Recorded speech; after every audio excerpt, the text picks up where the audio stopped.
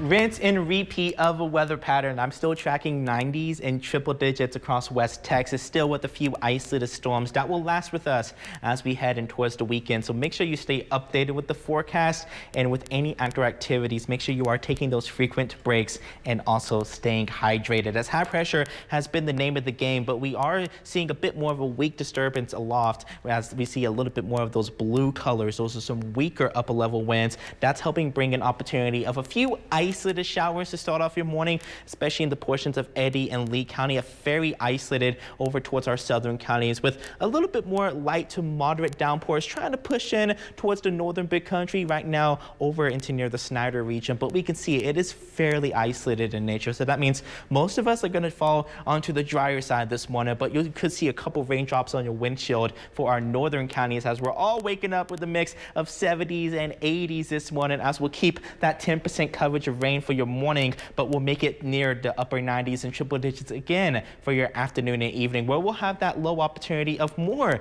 additional showers and thunderstorms as well. That's when we'll see the peak heat, especially where we have heat advisories in effect for areas of Jeff Davis, Brewster, and Presidio County. Temperatures could be as high as 115 degrees along towards the Rio Grande. So especially if you're making your way down towards the Big Bend region, make sure you are taking those extra safety heat precautions. This is going to remain in effect between 1 p.m. to 9 p.m.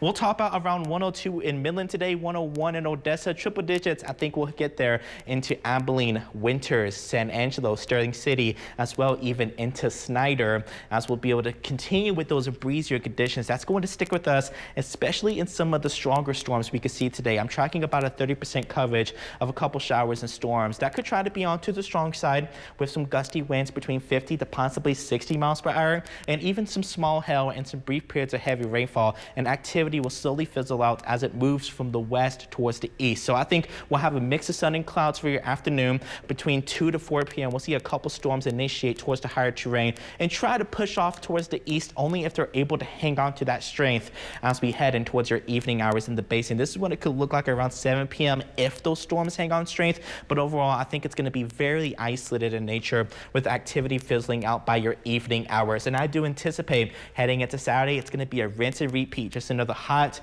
breezy, and also a chance of a few isolated storms moving from the west towards the east in your afternoon and evening hours, in which we'll stay into the triple digits in the meantime, nearly 5 to 7 degrees above normal before we get closer to normal as we head into early next week. And this is going to be courtesy of our pattern change. We're going to see high pressure shift off towards the east. We'll have a bit more influence of this upper level trough, and we'll get into a slightly more favorable pattern for at least a couple showers of storms and cooler temperatures into next week. But that's the thing though, next week, so we still got to deal with today. For today, I'm expecting very hot conditions, a mix of sun and clouds, a few isolated storms, especially for the Permian Basin, Big Country, Concho Valley. Besides those light misty showers we have in the morning, I do anticipate we will fall into the drier end as we head into your afternoon and evening, at least throughout the next several days, as we'll remain in the triple digits for your weekend, but we'll see cooler temperatures finally arrive into early next week with an uptick of rain, especially for the basin, as temperatures drop